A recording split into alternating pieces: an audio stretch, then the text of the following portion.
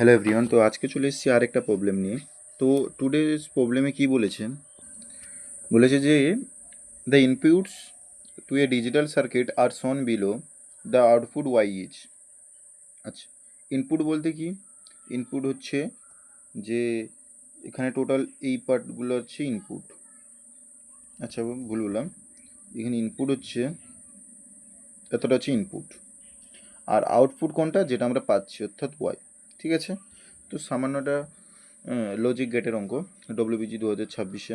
তো এখানে কি বলেছে দেখো, অঙ্কটাতে যদি আমি করি, ফার্স্ট অফ অল এই প্রথম পার্ট থেকে যদি আসি, ফার্স্ট অফ অল এই গেটটাকে যদি আমরা বিশ্লেষণ করি, এটা কি গেট? এটা হচ্ছে ন্যান্ড গেট। কি গেট? NAND gate.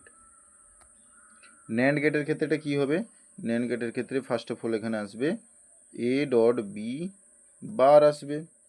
হ্যাঁ, তো এখানে লিখে ফেলি যে এটা হবে এ ডট বি বার।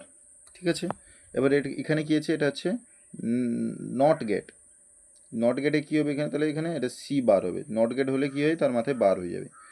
তো দেখো, তারপরে আমরা এখানে অর গেট দিয়েছে এটা।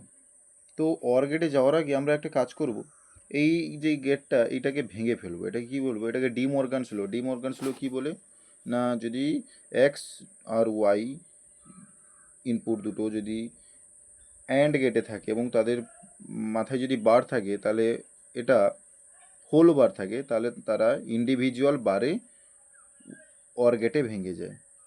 অর গেট বলতে প্লাস ভেঙে গেছে। তো এটাকে আমরা কী প্রকার লিখতে পারি? ডিমর্গানস ল এর মাধ্যমে। আচ্ছা, তো এখানে এটাকে লিখতে পারি এ বার প্লাস বি বার, আর এখানে এসছে সি বার। তাহলে অর গেট করলে কি হয়? অর গেট করলে তিনটা যোগ হয়ে যায়। তাহলে ওয়াই আমরা কি পেয়ে যাব? ওয়াই আমরা পেয়ে যাব যে A bar plus B bar plus C bar, অর্থাৎ 3 নম্বর অপশানটা কারেক্ট। কেমন লাগলো সবাই কমেন্টে জানাবে।